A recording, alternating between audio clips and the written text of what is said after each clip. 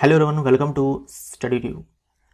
Motion chapter को हम लोग इस पार्ट 8 में समाप्त करेंगे। ये हमारा आखिरी पार्ट है, ये हमारा आखिरी वीडियो है इस चैप्टर के अंदर। पार्ट नंबर 7 में हम लोगों ने सर्कुलर मोशन के ऊपर थ्योरी वाले पोर्शन को कवर किया था, और आज इस वीडियो में, इस पार्ट नंबर 8 में, इस आखिरी वीडियो में इस चैप्टर का हम लोग करेंगे सर्कुलर मोशन के ऊपर MCQs। तो मैं उम्मीद करता हूं, ये मानकर चलता हूं कि आपने इस पार्ट नंबर 7 को पहले देख लिया, उसके बाद ही आप पार्ट नंबर 8 पर आ रहे हैं। अगर आपने नहीं देखा है तो सबसे पहले आप पार्ट नंबर 7 को देखेंगे, उसके थ्योरी को कवर करेंगे, उसके फॉर्मूले को याद करेंगे, उसके बाद ही पार्ट नंबर 8 को देखेंगे, और हर प्रश्न को सबसे पहले आप खुद से बनाने का प्रयास करेंगे। तो पहला प्रश्न है, किस बल के अभाव के कारण वस्तु वृत्ताकार मार्ग पर नहीं चल सकती है? अगर आपको याद हो तो मैंने बार बार ये जोर डालते हुए कहा था कि जो अभिकेंद्रीय बल है वही जिम्मेवार है, वही रिस्पॉन्सिबल है सर्कुलर मोशन के लिए, वृत्तीय गति के लिए। तो वृत्तीय मार्ग पर वस्तु तभी चल सकती है जब वहां पर अभिकेंद्रीय बल काम करेगा। बिना अभिकेंद्रीय बल के वृत्तीय गति पॉसिबल नहीं है। तो अभिकेंद्रीय बल हमारा राइट आंसर। किसी मोड़ पर रेल या कार के मुड़ते समय डैश आवश्यक अभिकेंद्रीय बल प्रदान करता है। तो जो टर्निंग होता है, चाहे वो रेल के लिए हो, चाहे कार के लिए हो, किसी भी वाहन के लिए जो टर्निंग होता है, वहां पर जो अभिकेंद्रीय बल है वो हमें प्रदान करता है घर्षण बल, है ना, पहियों व सड़क के मध्य घर्षण बल। मैंने आपसे कहा था कि कोई ना कोई बल आकर के जो है अभिकेंद्रीय बल के बराबर जरूर होगा। इस केस में, इस टर्निंग के केस में जो है, जो घर्षण बल होता है पहिए और सड़क के बीच, वो अभिकेंद्रीय बल के बराबर होता है। कोणीय विस्थापन का SI मात्रक है। कोणीय विस्थापन जिसे हम लोग थीटा से डिनोट करते हैं, और इसका SI मात्रक रेडियन होता है। तो बी हमारा आंसर हो जाएगा। यह विमाहीन भौतिक राशि है। कोणीय विस्थापन के पास कोई विमा नहीं है। विमाहीन भौतिक राशि है, विमाहीन भौतिक राशि है, कोणीय विस्थापन है, उसके बाद कोणीय वेग नहीं है, कोणीय त्वरण नहीं है, आवर्तकाल भी नहीं है। विमाहीन भौतिक राशि पूछ रखा है हमसे, तो ए हमारा आंसर हो जाएगा। कोणीय विस्थापन का SI मात्रक रेडियन होता है, लेकिन ये डायमेंशन लेस फिजिकल क्वांटिटी है, विमाहीन भौतिक राशि है। अच्छा, कोणीय वेग का SI मात्रक रेडियन पर सेकेंड होता है, ये सब आपको याद रखना है। कोणीय त्वरण का क्या हो जाएगा? रेडियन पर सेकेंड स्क्वायर, और आवर्तकाल का होता है सिंपली सेकेंड। लेकिन वहीं आवृत्ति अगर आपसे पूछ दिया जाए, आवृत्ति यानी कि फ्रीक्वेंसी, तो इसका SI मात्रक क्या हो जाएगा? Second inverse. सेकेंड इनवर्स, इसी को हम लोग क्या बोलते हैं? हर्ट्ज बोलते हैं। निम्न में से कौन एक अदिश भौतिक राशि है? अदिश भौतिक राशि है। कोणीय विस्थापन अदिश नहीं है, कोणीय वेग नहीं है, कोणीय त्वरण नहीं है, आवर्तकाल हो जाएगा। डी हमारा आंसर। ये सारे के सारे जो है आपके सदिश भौतिक राशि है, ये सारे के सारे जो है वेक्टर फिजिकल क्वांटिटीज है। कोणीय त्वरण का SI मात्रक है रेडियन। हम लोगों ने जस्ट देखा कोणीय विस्थापन का एंगुलर डिस्प्लेसमेंट का, एंगुलर डिस्प्लेसमेंट का, ये है एंगुलर वेलोसिटी का, ये एंगुलर स्पीड बोल दो, और ये है एंगुलर एक्सेलरेशन का, यानी कि कोणीय त्वरण का। तो हमारा आंसर क्या हो जाएगा? सी हो जाएगा। रैखिक वेग और कोणीय वेग के बीच सही संबंध है। अगर आपको याद हो तो मैंने 3 फॉर्मूले जो है आपको बताया हुआ है थ्योरी वाले पार्ट में। एक तो था S = थीटा इंटू में R, रैखिक विस्थापन बराबर कोणीय विस्थापन गुने में वृत्त की जो त्रिज्या होती है। उसके बाद मैंने आपसे कहा था रैखिक वेग बराबर कोणीय वेग और गुने में वृत्त की त्रिज्या। उसके बाद एक और था रैखिक त्वरण बराबर कोणीय त्वरण और गुने में वृत्त की त्रिज्या। हमसे पूछा है रैखिक वेग और कोणीय वेग के बीच सही संबंध है, और इन तीनों ही फॉर्मूले में ना सबसे ज्यादा जो इंपॉर्टेंट है आपके लिए वो ये 2 नंबर वाला है। हमारा आंसर V = ω/r हो जाएगा। ये याद रखिएगा, अभी थोड़ी देर बाद जो है ये काम आएगा। एक वस्तु एक समान चाल से वृत्तीय पथ पर गति कर रही है, तो इसका वेग नियत होगा। देखो, वृत्तीय पथ पर गति कर रही है यानी कि वृत्तीय गति है। वृत्तीय गति में जो वेग होता है वो नियत नहीं होता है। क्यों नियत नहीं होता है? क्योंकि उसकी दिशा जो है हर पॉइंट पर बदलती रहती है। त्वरण नियत होगा। त्वरण नियत होगा का मतलब यहाँ पर अभिकेंद्रीय त्वरण से है, इसके लिए हम लोगों ने फॉर्मूला ये पढ़ा है। अब देखो, ये जो है ना, ये v जो है इसका परिणाम तो नियत है क्योंकि एक समान चाल है, जो वेग है उसका जो परिणाम होता है उसी को हम लोग चाल बोलते हैं। तो इसका परिणाम तो नियत है। अगर इसका परिणाम नियत है तो हम बोल सकते हैं ना इसका परिणाम भी नियत है। तो जो त्वरण है ना उसका परिणाम तो नियत होगा, लेकिन त्वरण की दिशा यहां पर नियत नहीं होती है। अगर हम त्वरण की दिशा यहां पर देखने जाएं तो जैसे मान लीजिए कि जो वस्तु है, जो पिंड है, वो इस डायरेक्शन में सर्कुलर मोशन कर रहा है। अगर वस्तु मान लीजिए यहां पर है तो वेग की दिशा ये है, त्वरण की दिशा ये है। अच्छा, मान लीजिए वस्तु यहां पर है तब वेग की दिशा ये है, त्वरण की दिशा ये लंबवत। अगर वस्तु यहां पर है तब वेग की दिशा ये है, त्वरण की दिशा यहां पर है। और वस्तु अगर यहां पर है तो वेग की दिशा ये है और त्वरण की दिशा ये है। अगर आप इन सारे ही केसेस के अंदर देखो, वेग जो है अपनी दिशा को बदल रहा है, इसीलिए वेग जो है कभी भी नियत नहीं होता है वृत्तीय गति में। अगर हम त्वरण की बात करें तो यहाँ पर देखिए, ये पॉइंट ए है, ये पॉइंट बी है, ये पॉइंट सी है, ये पॉइंट डी है। जब वस्तु पॉइंट ए पर थी उस समय त्वरण की दिशा देखो नीचे की ओर है, ये हमारा नॉर्थ है, ये साउथ है, ये ईस्ट है, ये वेस्ट है। इस समय जो त्वरण की दिशा है ये नॉर्थ की ओर है, माफ करिएगा साउथ की ओर है। यहाँ पर देखो तो पूर्व की ओर है, यहाँ पर देखो सी पर देखो तो उत्तर की तरफ है, और यहाँ पर देखो तो पश्चिम की तरफ है। तो त्वरण की दिशा भी जो है लगातार बदल रही है तो वो टुवार्ड सेंटर, है तो वो केंद्र की ओर। लेकिन अगर हम यहाँ पर देखें इस उत्तर दक्षिण पूर्व पश्चिम के हिसाब से देखें तो यहाँ पर इसकी दिशा जो है लगातार बदलती है। तो त्वरण भी नियत कभी नहीं होगा वृत्तीय गति में, और इसके पीछे कारण ये है कि जो इसकी दिशा है ना वो नियत नहीं है। बाकी परिणाम तो जो है वो नियत बिल्कुल हो सकता है अगर वस्तु एक समान चाल से घूम रही है, वृत्तीय गति कर रही है। तो क्यों, यही मैंने आपको यहाँ पर फॉर्मूले से बताया कि अगर ये हमारा नियत हो जाए, इसका परिणाम नियत हो जाए, तो त्रिज्या तो भाई नियत ही होनी है, ये भी हमारा नियत हो जाएगा। लेकिन कौन, परिणाम। तो सी हमारा आंसर हो जाएगा। एक मोटरसाइकिल चालक वृत्तीय पथ पर एक समान चाल से गति कर रहा है, तब इसका एक समान चाल से गति कर रहा है, एक समान चाल से गति कर रहा है तो क्या होगा, रेखीय वेग नियत होता है। रेखीय वेग नियत हो ही नहीं सकता है। वेग नियत, खास करके रेखीय वेग कभी नियत नहीं होगा, क्योंकि दिशा में लगातार परिवर्तन होता है। त्वरण नियत नहीं होगा, हम लोग ये भी देख चुके हैं कि त्वरण की दिशा भी लगातार बदलती है। कोणीय वेग नियत होता है, ये संभव है, तो ये हमारा आंसर हो जाएगा। बल नियत होगा, बिल्कुल नहीं, क्योंकि बल की दिशा भी लगातार बदलेगी। जिस तरह से त्वरण की दिशा लगातार बदलती है, ठीक वैसे ही बल की दिशा लगातार बदलती है। बल की दिशा वही होती है जो त्वरण की दिशा होती है, या फिर आप ये बोल दो जो बल की दिशा होती है वही त्वरण की दिशा होती है। आपको याद होगा तो ये मैंने आपको टेबल दिखलाया था। देखो, एक समान वृत्तीय गति में क्या होता है ना कि कोणीय वेग नियत होता है। कोणीय वेग है, वेग यानी कि दिशा भी नियत और परिमाण भी नियत। इसमें कोणीय वेग जो है नियत नहीं होता है। लेकिन अगर हम रेखीय वेग की बात करें तो दोनों में से किसी में भी नियत नहीं होने वाला है। हाँ, लेकिन अगर हम उसके परिमाण की बात करें, चाल की बात करें, तो इसमें नियत है, लेकिन इसमें नियत नहीं है। डोरी से बांधा गया पत्थर वृत्तीय पथ पर गति करता है। डोरी से बांधा गया पत्थर वृत्तीय पथ पर गति करता है। यदि डोरी काट दे तो पत्थर वृत्त से दूर चला जाता है, क्योंकि पत्थर पर अपकेंद्रीय बल लगता है। नहीं, अपकेंद्रीय बल जो है काल्पनिक बल है, आभासी बल है। इस टाइप का कोई बल होता ही नहीं है। पत्थर पर अभिकेंद्रीय बल लगता है, बिल्कुल लगता तो है, और लगने के कारण ही वो पत्थर जो है वृत्तीय गति कर रहा था, है ना, वृत्तीय पथ पर गति कर रहा था, घूम रहा था। लेकिन जैसे ही डोरी को काट दिया गया, ये अभिकेंद्रीय बल अब नहीं लग रहा है, ये 0 हो चुका है। इसका जड़त्व तो इसे गतिशील रखता है। ये हमारा राइट आंसर हो जाएगा।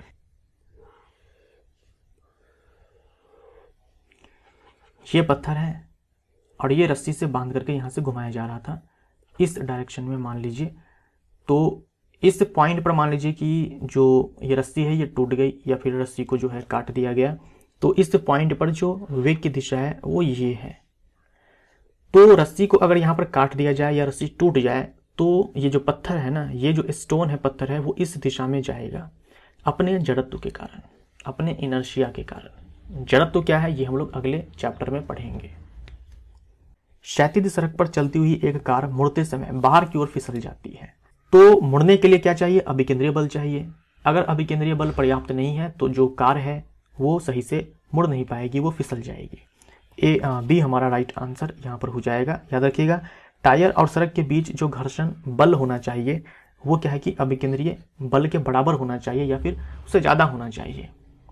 टायर और सड़क के बीच जो घर्षण बल होगा ना, वही अभिकेंद्रीय बल यहाँ पर प्रदान करेगा। तो या तो ये जो घर्षण बल है अभिकेंद्रीय बल के बराबर हो जाए या फिर इससे ज़्यादा हो, इससे कम नहीं हो। अगर घर्षण बल यहाँ पर कम हो गया तो फिर जो कार है वो बाहर की ओर फिसलेगी। एक कण नियत कोणीय वेग से वृत्तीय पथ पर गति कर रहा है गति के दौरान। अच्छा, एक कण नियत कोणीय वेग से, यानी कि जो ओमेगा है ये कोणीय वेग है, ये नियत है। मतलब क्या हुआ कि एक समान वृत्तीय गति है, क्योंकि हम लोगों ने जस्ट देखा टेबल के फॉर्म में कि एक समान वृत्तीय गति में जो कोणीय वेग होता है वो नियत होता है। जो ये ओमेगा होता है ये नियत होता है, ये क्या है, कोणीय वेग है। और अगर ये नियत है इसका मतलब क्या है कि एक समान वृत्तीय गति है, एक समान वृत्तीय गति है, एक समान वृत्तीय गति है। एक समान वृत्तीय गति है मतलब क्या हुआ कि जो स्पीड है लीनियर स्पीड की बात मैं कर रहा हूं, ये कांस्टेंट है, ये नियत है। इसकी ऊर्जा संरक्षित रहती है। भाई घूम रहा है, मोशन है, तो काइनेटिक एनर्जी है, तो काइनेटिक एनर्जी बराबर यानी कि गतिज ऊर्जा बराबर हाफ mv²। इस वाले फार्मूले में ये जो v जो होता है ना, ये स्पीड होता है, ये चाल होता है। चाल जो v है यहाँ पर ये चाल है, तो चाल तो नियत है। अगर चाल नियत है यानी कि गतिज ऊर्जा जो है नियत है, तो ये संरक्षित रहती है, ये कांस्टेंट रहती है, ये खर्च नहीं होगी।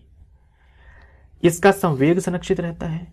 अच्छा, संवेग बराबर होता है द्रव्यमान गुने में वेग। अब यहाँ पर ये जो v है ये तो वेलोसिटी है, ये तो वेग है। और वेलोसिटी के बारे में हम जानते हैं कि वृत्तीय गति है, चाहे वो एक समान हो चाहे असमान हो, वेग तो नियत नहीं होने वाला है। अगर वेग ही नियत नहीं है तो संवेग भी नियत नहीं होगा, तो ये संरक्षित नहीं रहेगा। इसके ऊर्जा तथा संवेग दोनों संरक्षित रहते हैं, गलत हो जाएगा। दोनों में से कोई संरक्षित नहीं रहता, ये भी गलत हो जाएगा। हमारा आंसर ए हो जाएगा। ऊर्जा संरक्षित रहती है लेकिन संवेग संरक्षित नहीं रहेगा। ऊर्जा क्यों संरक्षित रहती है ये मैंने आपको समझाया, संवेग क्यों संरक्षित नहीं रहेगा ये मैंने आपको समझाया। और कोणीय वेग का मतलब क्या हुआ, एक समान वृत्तीय गति। समान द्रव्यमान के दो कण क्रमशः R1 R2 त्रिज्याओं के वृत्ताकार पथों पर घूम रहे हैं, जिसकी चालें समान हैं, उनके अभिकेंद्रीय बलों का अनुपात होगा। अभिकेंद्रीय बल का फॉर्मूला क्या था, mv²/r, ये फॉर्मूला था। इस सवाल में देखो बोला है समान द्रव्यमान है, यानी कि ये हमारा दोनों के लिए समान है, ठीक है। उसके बाद उनकी चालें समान है, यानी कि जो v है ये भी हमारा समान है। तो ले दे करके जो अभिकेंद्रीय बल है वो सीधा निर्भर कर रहा है किसके ऊपर, वृत्त की जो त्रिज्या है, जिस वृत्त पे घूम रहा है ये दोनों कण, उसके त्रिज्या पर। और अभिकेंद्रीय बल का जो रिलेशन है इस त्रिज्या के साथ वो कुछ इस प्रकार से है। तो हम यहाँ पर क्या लिख सकते हैं, F1/F2 = R2/R1। तो यहाँ देखो हमारा जो ये R2 है ये स्मॉल r2 है, और जो R1 है ये हमारा स्मॉल r1 है। तो हमारा आंसर क्या हो जाएगा, R2/R1। ये हमारा राइट आंसर। एक वस्तु अचर चाल से मतलब जो स्पीड है ये कांस्टेंट है। अगर स्पीड कांस्टेंट है यानी कि ये यूनिफॉर्म सर्कुलर मोशन है, क्योंकि बोल रखा है अचर चाल से वृत्तीय पथ पर गति कर रही है। यूनिफॉर्म सर्कुलर मोशन, एक समान वृत्तीय गति। यदि इसकी गति की दिशा उलट दे किंतु चाल स्थिर रखें तो निम्न कथन या कथनों में सत्य कथन होगा। अच्छा, दिशा उलट दिया गया है, चाल स्थिर रखा गया है, तो देखिए अभिकेंद्रीय बल का परिमाण स्थिर रहता है, बिल्कुल स्थिर रहेगा ही रहेगा।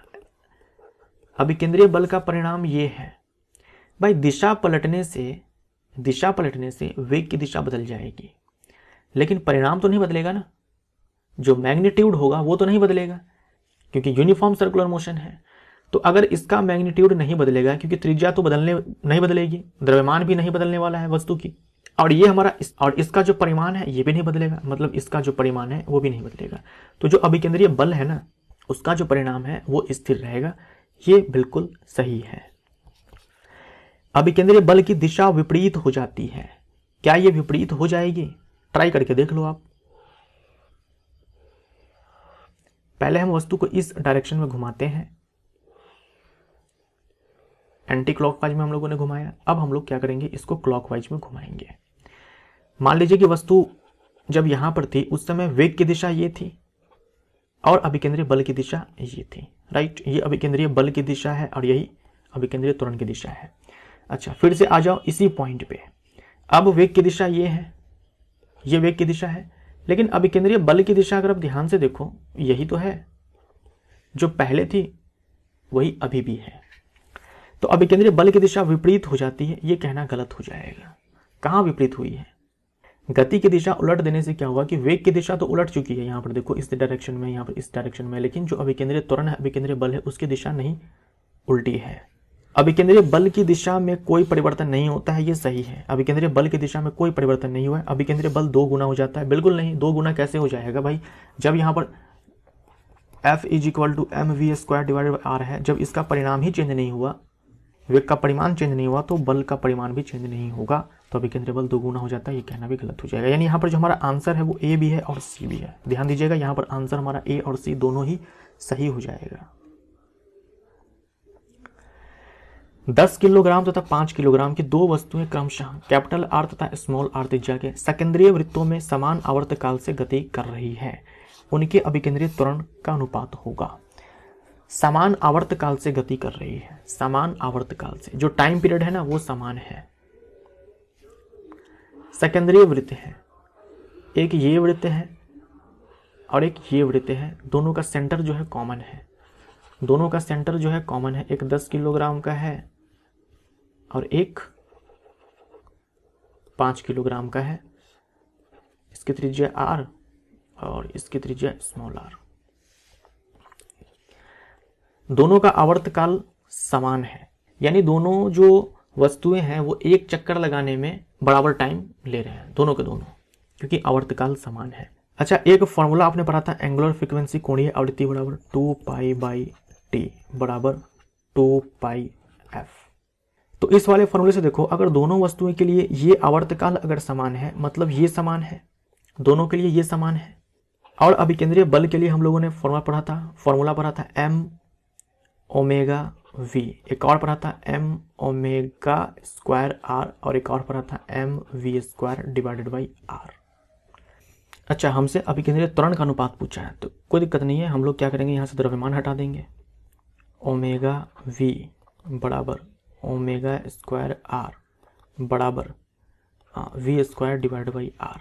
तो हम लोग क्या करेंगे, इस वाले रिलेशन को उठाएंगे।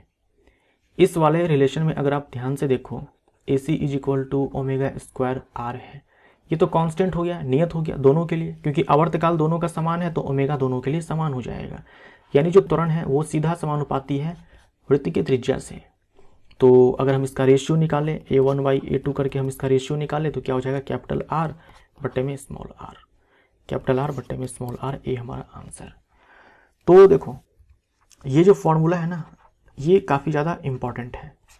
एंगुलर फ्रीक्वेंसी कोणीय आवृत्ति बराबर 2π/t, और ये जो 1/t है इसी को हम लोग आवृत्ति लिख सकते हैं, ये याद रखिएगा। एक तो ये फॉर्मूला इंपॉर्टेंट है और दूसरा ये v = ओमेगा इंटू में r। ये बाकी जो अभिकेंद्रीय बल है, अभिकेंद्रीय त्वरण है, वो भी आपको ध्यान में रखना है। आंसर हमारा यहाँ पर ए था। घड़ी के मिनट वाले कांटे तथा घंटे वाले कांटे की कोणीय चाल का अनुपात होता है। कोणीय चाल ओमेगा = 2π/t, इसी को हम लोग कोणीय आवृत्ति भी बोलते हैं, कोणीय चाल भी बोलते हैं। तो यहाँ से जो ओमेगा है वो इन्वर्सली प्रोपोर्शनल है आवर्तकाल के, यानी कि ω1/ω2 = T2/T1। जो ω1 है वो है मिनट वाले कांटे के लिए, जो ω2 है वो है घंटे वाले कांटे के लिए, जो आवर्तकाल 2 है वो है घंटे वाले कांटे के लिए। तो जो घंटे की जो सुई होती है उसका आवर्तकाल क्या होता है, 12 घंटा होता है। 12 घंटा, इसको हम लोग मिनट में कन्वर्ट करेंगे, चलिए ठीक है। और जो मिनट वाली सुई होती है उसका आवर्तकाल क्या होता है, 60 मिनट होता है। तो ऊपर भी मिनट है, नीचे भी मिनट है, हमने केवल ऊपर वाले को मिनट में कन्वर्ट कर लिया है, क्योंकि एक हमारा मिनट वाली सुई है। 60 से 60 ही खत्म हो जाएगा, 12:1 हो जाएगा। सी हमारा आंसर हो जाएगा। एक कण नियत चाल से यानी कि एक समान वृत्तीय गति है, तो एक समान वृत्तीय गति कर रहा है तो इसका त्वरण होगा, त्वरण शून्य होगा? बिल्कुल भी नहीं, शून्य नहीं होगा। त्रिज्यी बाहर की ओर नहीं, त्रिज्यी अंदर की ओर। इसी को बोल सकते हो केंद्र की ओर, या फिर इसी को बोल सकते हो त्रिज्यी अंदर की ओर। इस प्रकार से ये अभिकेंद्रीय त्वरण की बात की जा रही है यहाँ पर। अगर एक समान वृत्तीय गति है तो वहां पर केवल और केवल अभिकेंद्रीय त्वरण ही काम करता है, जिसकी दिशा जो है त्रिज्यी अंदर की ओर या फिर बोल दो केंद्र की ओर होती है। किसी पिंड की एक समान वृत्तीय गति को बनाए रखने के लिए आवश्यक बल होता है, एक समान वृत्तीय गति को बनाए रखने के लिए आवश्यक बल होता है अभिकेंद्रीय बल, सेंट्रीपिटल फोर्स। ये हमारा राइट आंसर। एम द्रव्यमान का एक कण आर त्रिज्या के पथ पर एक समान वृत्तीय गति कर रहा है। यदि इसके रेखीय संवेग का परिमाण जो है P है, तो कण पर कार्यरत त्रिज्यी बल होगा। त्रिज्यी बल का मतलब हो गया कि त्रिज्या की ओर जो बल है, और वो बल कौन है? अभिकेंद्रीय बल। अभिकेंद्रीय बल के लिए हम लोगों के पास हमारे पास जो फॉर्मूला है वो है एम वी ओमेगा। एक और फॉर्मूला है एम ओमेगा स्क्वायर आर। एक और फॉर्मूला है M V square divided by R. हमारे पास देखो द्रव्यमान है, हमारे पास त्रिज्या है और हमारे पास संवेग है, तो हम क्या करेंगे कि इस वाले रिलेशन को उठाएंगे, इस वाले रिलेशन को। F C is equal to M V square divided by are.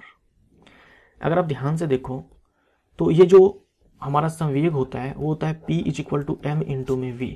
तो क्या हम इसको एम वी स्क्वायर को एम वी के टर्म में कन्वर्ट कर सकते हैं? कर सकते हैं। देखिए हम क्या करेंगे ना कि ऊपर में भी m से मल्टीप्लाई कर देंगे और नीचे में भी m से मल्टीप्लाई कर देंगे। तो अब ध्यान से देखो, ऊपर में एम स्क्वायर वी स्क्वायर हो चुका है, तो एम स्क्वायर वी स्क्वायर है, तो हम उसको लिख सकते हैं ना एम वी का स्क्वायर और डिवाइडेड बाई आर एम। और ये जो एम वी स्क्वायर है, यहाँ पर जो एम वी है उसके स्थान पर हम लोग पी डाल देंगे, जो कि हमें दिया हुआ है संवेग P square divided by R M.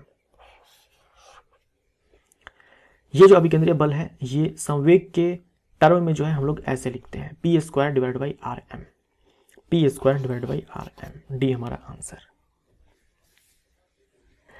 50 kilogram की एक कार 50 मीटर त्रिज्या के वृत्त में 36 किलोमीटर पर घंटे की रफ्तार से चक्कर लगा रही है, तो अभिकेंद्रीय बल होगा।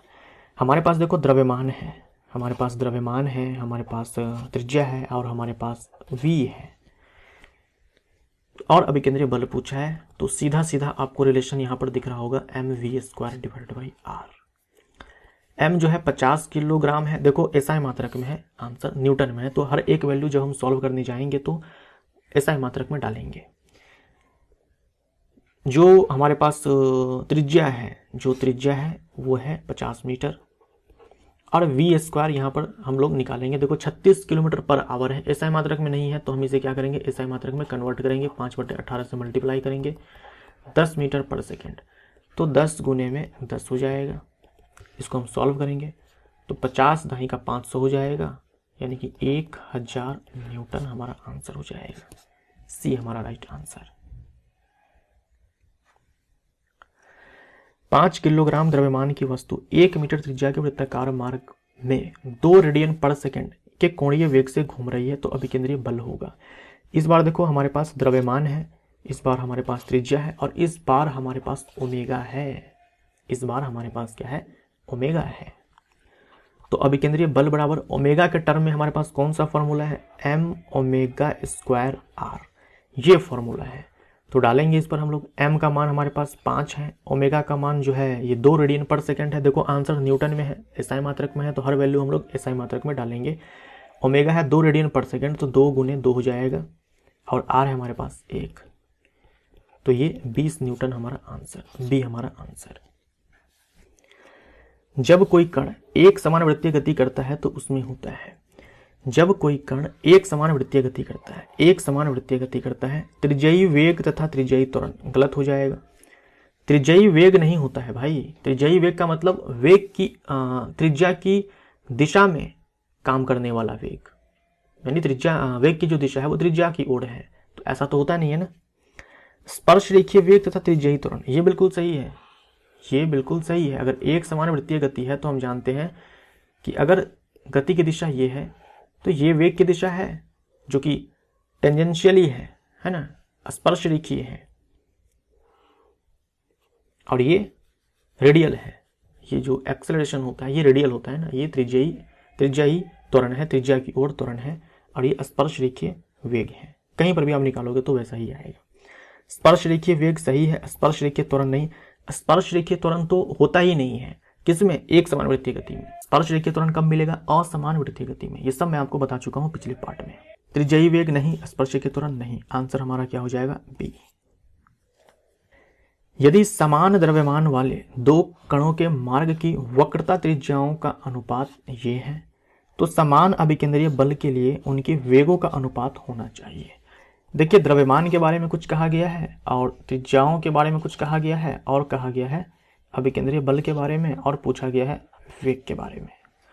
तो देखो FmVr है, रिलेशन साफ साफ आपको दिख रहा होगा, mv² डिवाइडेड बाई r, ये अभिकेंद्रीय बल है।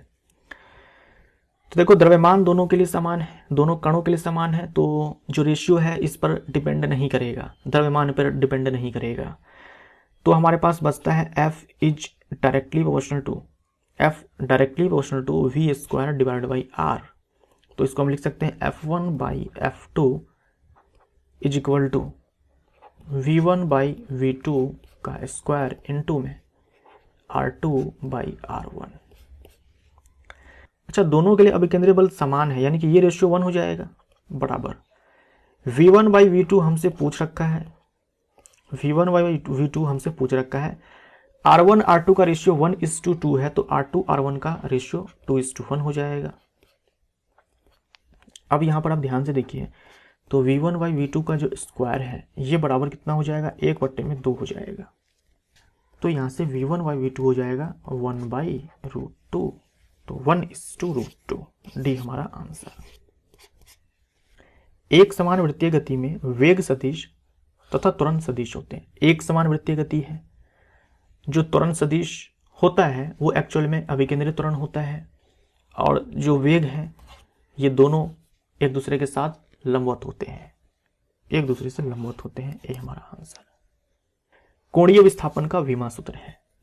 कोणीय विस्थापन का एसआई मात्रक तो रेडियन होता है, लेकिन ये विमाहीन भौतिक राशि है, तो हम क्या बोलेंगे, ये ना तो द्रव्यमान में कोई विमा है, ना तो लंबाई में, ना ही कोई समय में। ये जो विमा है ये है कोणीय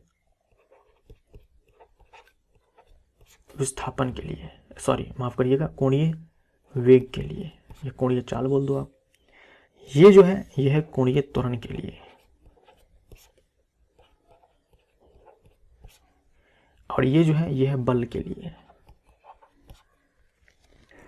1 RPM बराबर क्या होता है, 1 RPM बराबर क्या होता है। देखिए कभी कभी क्या होता है ना, सवाल आपको ऐसे मिलेंगे जिसमें जो कोणीय चाल है वो रेडियन पर सेकंड में ना दे करके, कोणीय चाल का ऐसा मात्रक रेडियन पर सेकंड होता है, तो इसमें ना दे करके वो RPM में आपको देगा, है ना, वो RPM में देगा आपको।